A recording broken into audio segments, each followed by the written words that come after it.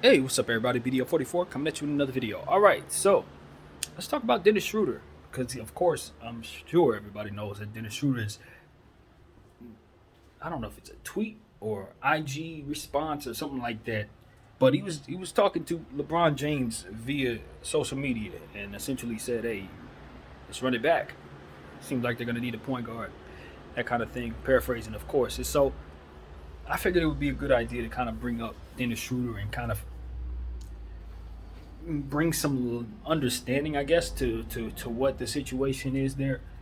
Um, you guys know I followed it very closely. If you followed me last year, it was a huge ordeal where we were basically trying to break down where Dennis Schroeder was going to go because, of course, he had turned down the big deal that the Lakers had put on the table for him, bet on himself, and the market dried up for him. He ended up leaving out with health and safety protocol right before the end of the season. Came back and was in a vicious slump.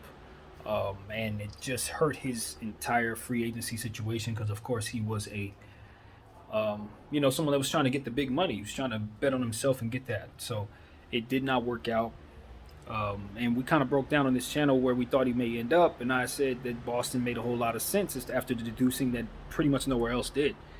And then a couple of days later, they did in fact start mentioning Boston as a suitor for him, and he eventually ended up going there, which I think was a huge decision on the Boston Celtics taking him in because they were able to then trade him later on for pieces that they ultimately used to get to the finals. So, all in all, I thought that was a big key role in helping them get as good as they did, and now he's still looking for a place. He ended up with the Rockets in a trade for Daniel Tice at that deadline and finished out the season with the Rockets. I didn't really follow him from there, but they're a rebuilding team. They didn't have any interest in winning. Obviously, they had Porter and all these other young guards in place. So, whatever his production was, there was no priority and no uh, emphasis on winning. So, therefore, it was no need for him to really have a lot of minutes. So, needless to say, he wasn't able to play up his value to earn the type of money that he's hoping to get. So, things have just gone completely left for him since that offer was on the table, and he's kind of gotten lost as a journeyman in this league. But the thing about it is, all he's looking for is an opportunity to audition, and he hasn't necessarily had that. When he got to the Boston Celtics, they were loaded. You know what type of team they had. They barely had minutes for him. And then you get to the Rockets, and the situation was as it was. So he never got an actual chance to show that he's a viable starter, viable player who should be getting multiple years, etc. So he's looking for that opportunity. Or at least an opportunity to join a champion.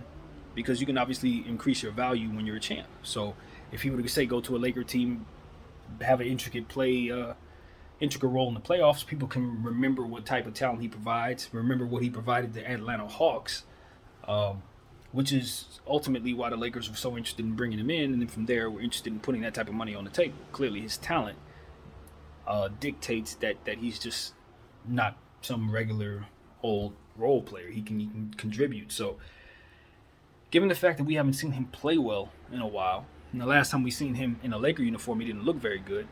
And Laker fans think it's really funny that he left that money on the table, although we do appreciate that he did. All in all, I think the sentiment is that he sucks and that he shouldn't be brought back and that he can't help the team. And I happen to simply know a lot better than that.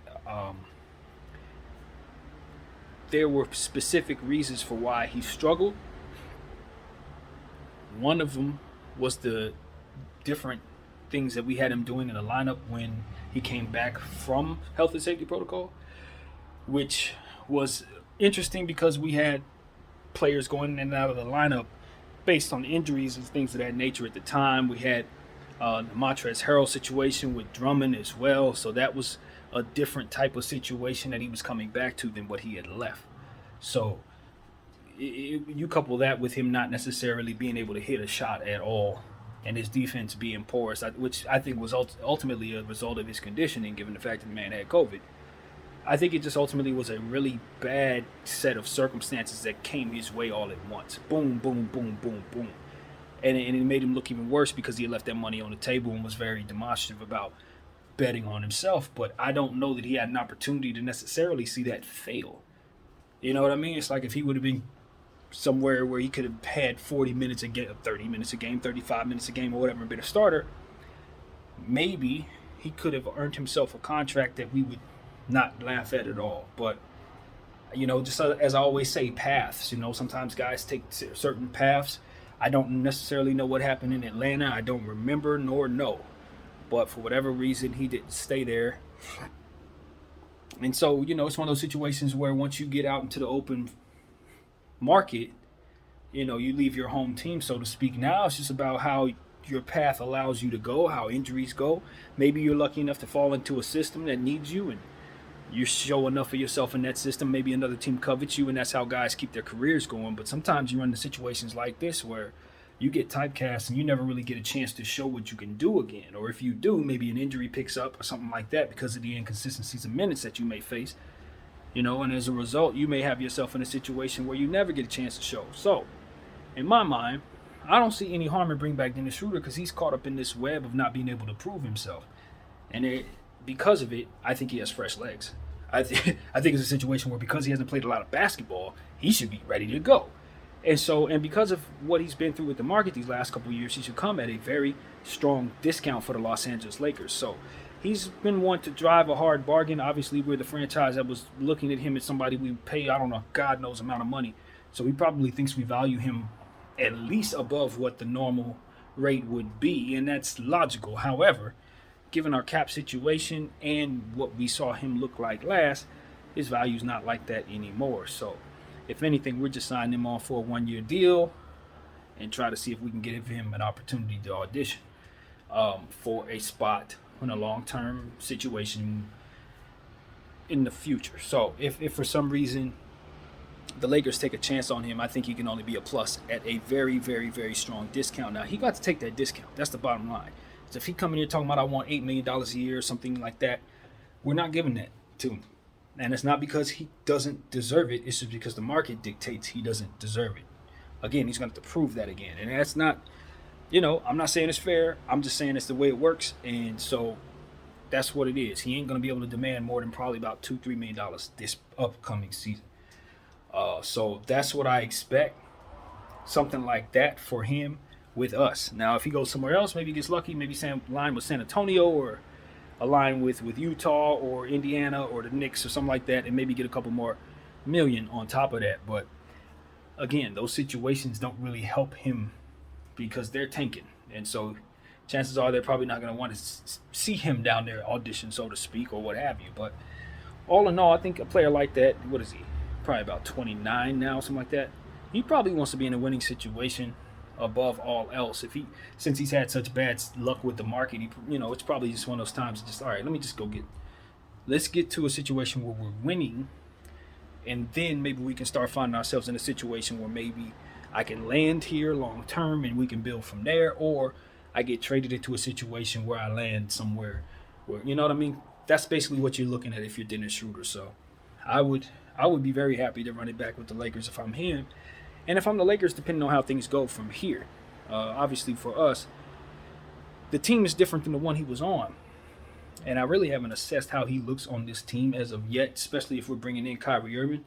I think it's actually probably a good fit, given the fact that, in my mind, we needed another point guard behind Kyrie that can kind of give us a lot of Kyrie insurance and someone who could be ahead of Pippen just in case his three-point shot isn't able to fall in the big leagues. Those are the things that I think Schröder can do for us. He gives us a gap between those two parties if for some reason it's necessary that we have that. Because at the end of the day, if for some reason Kyrie walks away for a couple games or gets hurt or anything like that, Dennis Schroeder's in place, Scottie Pippen's in place, we're still rolling. We still have depth, you know what I mean? But if for some reason Kai goes down and all we have is Scottie in place, we're going to find out we're heaping a little too much pressure on that kid for a win-now situation. An undrafted rookie, yeah, that's not good. And, I know we have Austin Reeves as well, but I'm worried that we're going to have to give him up in trade. I'm very worried about that to retain the 29th overall pick, or the 2029 pick. We'll probably have to throw in some players instead, and it's definitely going to be Austin Reeves if they know what they're asking for. So I'm worried he won't be on our team going forward, especially since we botched the situation and we're going to have to pay him next year. Now, I know we'll have cap space next year to pay him. I'm not worried about that. But for the time being, I'm just curious to see if we're ultimately going to move him instead of that pick. So be ready for that. Brace yourselves for that, Laker fans. But yeah, that's pretty much the thought. You know, I'm very keen on seeing what the Lakers do now. You know, that's really what it is. You're just going to wait it out. Give it a second to see where they go from here. So, yeah, just want to come here and touch base with everybody. Appreciate you all rocking with BDF 44. And that's my video for today. I'm out.